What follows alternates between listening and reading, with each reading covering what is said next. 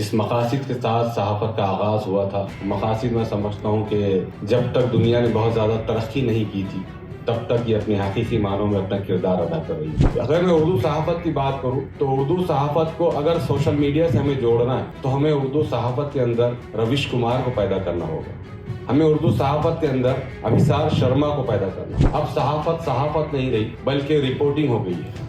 جیسے ایک ڈاکیا ایک اپنے ڈاک خانے سے آپ کا پوسٹ کا جو ہے تو خط اٹھاتا ہے اور آپ کے گھر تک پہنچاتا ہے، اب یہی کچھ حال جو ہے تو صحافت کا ہو گیا، بالخصوص اردو صحافت کا ہو۔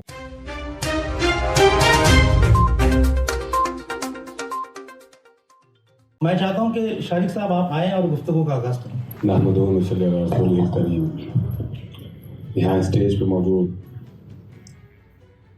صدر جلسہ جناب پنکج پچوری صاحب، محترم شکیل رشید صاحب، محترم شاہد لطیف صاحب، محترم معصوم مراد آبادی صاحب اور ہمارے بھائی عامر علی خان صاحب اور تمام محبان اردو، السلام علیکم ورحمۃ اللہ وبرکاتہ۔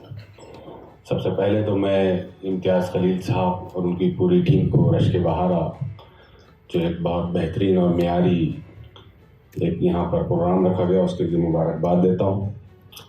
چونکہ یہ جتنے حضرات اس وقت آپ اسٹیج پہ دیکھ رہے ہیں، یہ سب مجھ سے عمر میں، مجھ سے علم میں، مجھ سے تجربے میں بہت زیادہ ہے، اور ان کے سامنے میں گفتگو کروں یہ میری خوش نصیبی۔ دراصل یہ ہے کہ صحافت کا بدلتا منظرنامہ اور اس میں اردو صحافت کہاں کھڑی ہے، اس موضوع کے اوپر بہت ساری باتیں ابھی آپ کے سامنے آئیں گی۔ میں چونکہ اورنگ آباد سے تعلق رکھتا ہوں اور ایک چھوٹا علاقہ ہے جہاں سے کئی اردو اخبارات نکلتے ہیں، اور میں یہ سمجھتا ہوں کہ صحافت کا جو بدلتا ہوا منظرنامہ ہے، تو اس وقت صحافت اپنے حقیقی مقاصد سے کافی پیچھے رہ چکی ہے۔ صحافت جس مقاصد کے ساتھ صحافت کا آغاز ہوا تھا، مقاصد میں سمجھتا ہوں کہ جب تک دنیا نے بہت زیادہ ترقی نہیں کی تھی تب تک یہ اپنے حقیقی معنوں میں اپنا کردار ادا کر رہی تھی، لیکن جیسے جیسے مادہ پرستانہ ذہنیت کے حامل لوگ الگ الگ شعبوں میں آئے، بالخصوص سیاست میں آئے، تو پھر یہ صحافت نے بھی اپنا منظر بدلنا شروع کر دیا تھا۔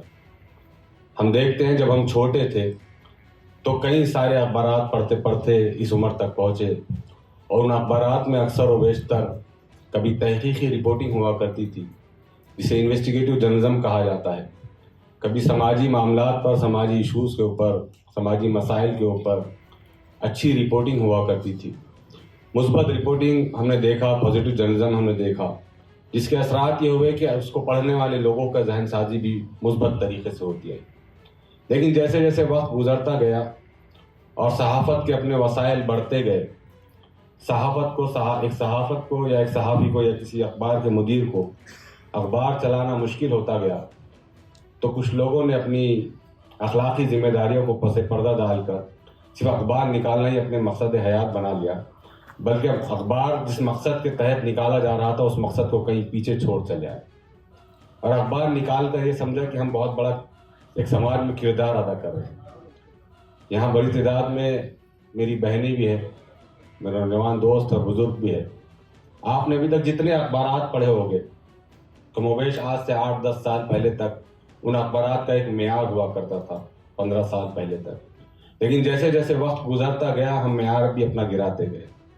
اب ان تمام حالات میں صحافت کے اوپر جو سب سے بڑی مار پڑی، چونکہ میں بھی ایک اخبار کا مدیر ہوں، تو میں نے دیکھا کہ لاک ڈاؤن کے بعد جو رہی سے جو کثر تھی اردو اخبارات کو چلانے کی، تو کہیں نہ کہیں لاک ڈاؤن اور سوشل میڈیا نے اس کی کمر توڑ کے رکھ دی۔ اب صحافت کا بدلتا منظرنامہ پر تفصیلی گفتگو تو مجھ سے زیادہ تجربہ کار لوگ آپ کے سامنے رکھیں گے، لیکن اردو صحافت یہاں اس وقت کہاں کھڑی ہے، میں مختصراً اپنی بات کو ختم کروں گا۔ اب سوشل میڈیا کے دور میں اب کسی زبان کے لیے کوئی بائنڈنگ نہیں رہی کہ اب آپ کو جو ہے تو اردو کوئی پڑھتا ہوگا تبھی اردو اخبار پڑھے گا، ایسا کوئی ضروری نہیں رہا۔ جیسے جیسے ڈیجیٹلائزیشن ہوا، صحافت کا ایک روپ بدلتا گیا، اور اردو صحافت بھی کہیں نہ کہیں جو ہے تو اس کے اندر اپنا کردار ادا کر رہی ہے. ہماری بہت ساری خامیاں رہی.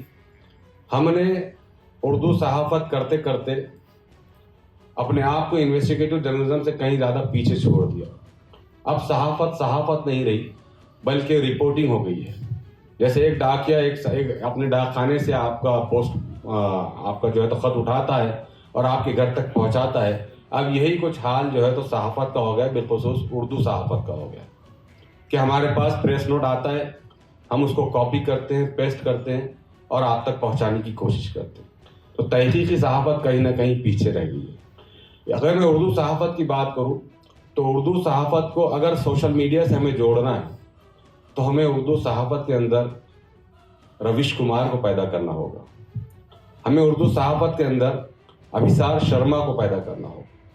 ہمیں اردو صحافت کے اندر ایسے انگنت نام ہیں جو آج اپنے آپ میں بغیر کسی برانڈ کے ساتھ, بغیر کسی میڈیا آرگنائزیشن کے ساتھ اپنا کام کر رہے ہیں اور صحافت کا حق ادا کر رہے ہیں. تو اس کے لیے کوششیں ہونی چاہیے. ہم نے چونکہ اخبار پچھلے 15-16 سال سے ہم چلا رہے ہیں, ہم نے دیکھا کہ لاک ڈاؤن اور سوشل میڈیا کے ترقی کے بعد اس کی بہت زیادہ ضرورت محسوس ہو رہی ہے. تو لیکن ہم نے اس کے ساتھ ساتھ جو ہے تو ڈیجیٹلائزیشن کی طرف زیادہ فوکس کرنا شروع کیا. ہم نے یہ کوشش کی کہ اردو صحافت کو کیسے لوگوں تک پہنچائے. تو ہمارے پاس باضابطہ تقریباً 25 سے 30 ایک واٹس ایپ گروپ ہے اور ہر واٹس ایپ گروپ کے اندر 500 سے 600 لوگ اس کے خود سے جو ہے تو رضاکارانہ طور پر اس کے ممبر بنے ہیں اور ہم اخبار کو اب چند سیکنڈز کے اندر پوری دنیا تک پہنچا رہے ہیں.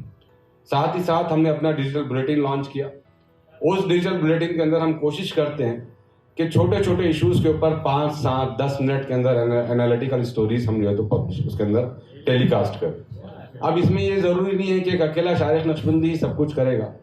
ہمیں اردو جو ایک شیریں زبان ہے, ایک میٹھی زبان ہے جو سب کو اپنے اندر سما لیتی ہے, تو ہمیں اس احساس کے ساتھ آگے بڑھنا پڑے گا کہ جتنے نیو کمرز آ رہے ہیں یہ ضروری نہیں ہے کہ وہ اپنا ہی یوٹیوب چینل چلائے تو پروموٹ ہو گئے. یہاں جتنے لوگ بیٹھے ہیں میں ان سے درخواست کرتا ہوں, خود اپنے آپ کا سے وعدہ کرتا ہوں کہ ہمیں اپنے پلیٹ فارمز کو نئے نوجوانوں کے لیے کھولنا چاہیے کہ وہ آئے اور ہمارے پلیٹ فارم کے اوپر اپنی بات رکھے تاکہ وہ اردو کی جو ایک بائنڈنگز تھی لوگوں کے درمیان وہ اس کو توڑ سکے اور اپنی صلاحیتوں کا استعمال الگ الگ پلیٹ فارم کو استعمال کرتے ہوئے کر سکے. بہرحال اردو اخبارات بہت مشکل وقت سے گزر رہے ہیں.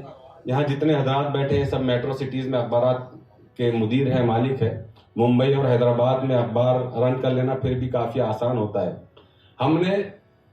میں نے اپنی جو تجربے میں ایک بات سیکھی ہے کہ ہم نے پروفیشنلزم کو اردو اخبارات کے قریب نہیں آنے دیا. ہمارے کسی اردو اخبار میں ان اخبارات کو چھوڑ کر, ان اخبارات کے مدیران کو چھوڑ کر, ان اخبارات کو چھوڑ کر کسی اردو اخبار میں نے کوئی مارکیٹنگ ٹیم نہیں دیکھی. جب ہم مارکیٹنگ ٹیم ہی نہیں رکھتے تو پھر ہم لوگوں سے ایڈورٹائزمنٹ کی امید کیسے لگاتے ہیں؟ میں یہ سمجھتا ہوں کہ اگر ہم برگمین سوزوکی چلاتے ہیں, یامہا چلاتے ہیں, تو ہندوستان کے کسی بھی چیز کا خریدار 10% اردو زد طبقہ ہوتا ہے. تو کیا یہ ہماری ضرورت نہیں ہے؟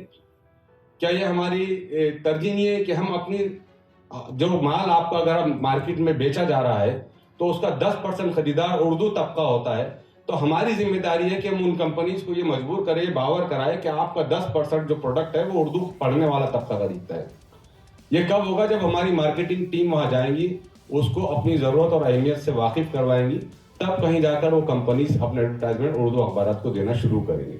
اور اس میں ہم کچھ حد تک اپنے شہر کے اندر کامیاب ہوئے ہیں. ہم نے ICICI بینک کے پاس گئے کہ آپ کے پاس جن لوگوں کے اکاؤنٹس ہیں ان میں سے 10 سے 15% لوگ ایسے ہیں جو اردو جانتے ہیں, اردو پڑھتے ہیں. سوزوکی ہے اور کئی سارے برانڈس ہیں. تو ضرورت اس بات کی ایک پروفیشنل ٹیم کے ساتھ مارکیٹ میں رہا جائے اور مارکیٹ کے میں جو ہے تو کمپیٹ کرنے کے لیے کم ہی صحیح لیکن ایڈورٹائزمنٹ کا کچھ نہ کچھ حصہ اپنے حق میں لینے کی کوشش کی جائے. تو میں یہی مختصر گفتگو کے ساتھ اپنی جگہ لیتا ہوں. بہت بہت شکریہ.